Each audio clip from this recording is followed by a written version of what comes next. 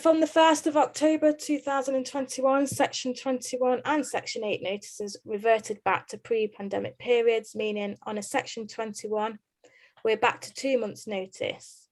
Just to point out as well, the Section 21 notice was updated on the Gov website as of the 1st of October, and any notice served from the 1st of October must be the new version or it will be deemed invalid. All that's really different is that it's shorter, being only 2 pages, as they have taken out the guidance notes and can now be accessed online or downloaded. Although there's no legal requirement to supply these notes, I always find it best practice to do so because it tells the tenants what to expect, what the notice means, and what they are required to do. Remember, you can only serve a Section 21 notice from 4 months after the initial tenancy started. Now, there is plans to get rid of the Section 21, which is not great news, but I'm hoping that they will do some other sections that we can evict on in the Section 8s and make it a much better process in case we need to.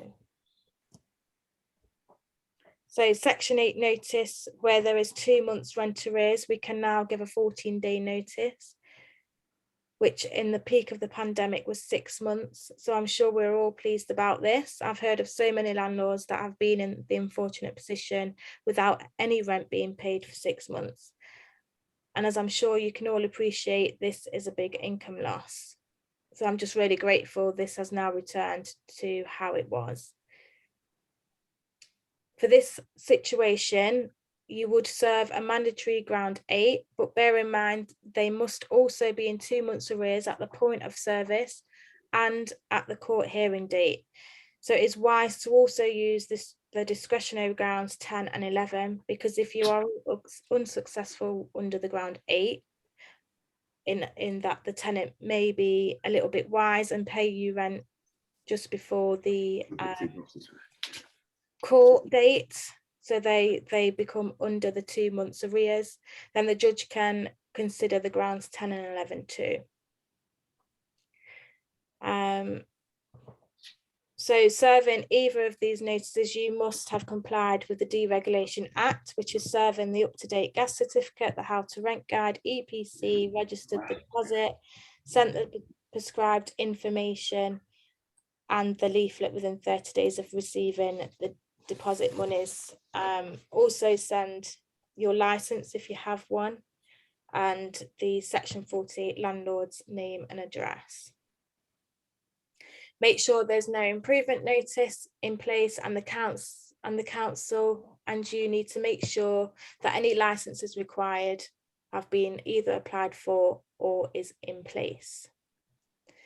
Also make sure that you are not in receipt of any unlawful tenant fees before you serve, i.e. deposits or any fees you've decided to charge your tenants. If you have, I highly recommend that you refund that back to them. It is absolutely vital you get this right, because you could be sat there for 2 months or longer by the time it gets to court that you are told your notice is not valid and have to start all over again. What I'd say in these circumstances, I've had a few landlords come to me that had tenant issues, i.e. they're not paying their rent.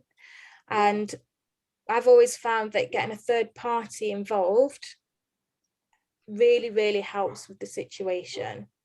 Because sometimes the relationship between landlord and tenant gets a bit shattered. So bringing someone new into the situation can help resolve the issues.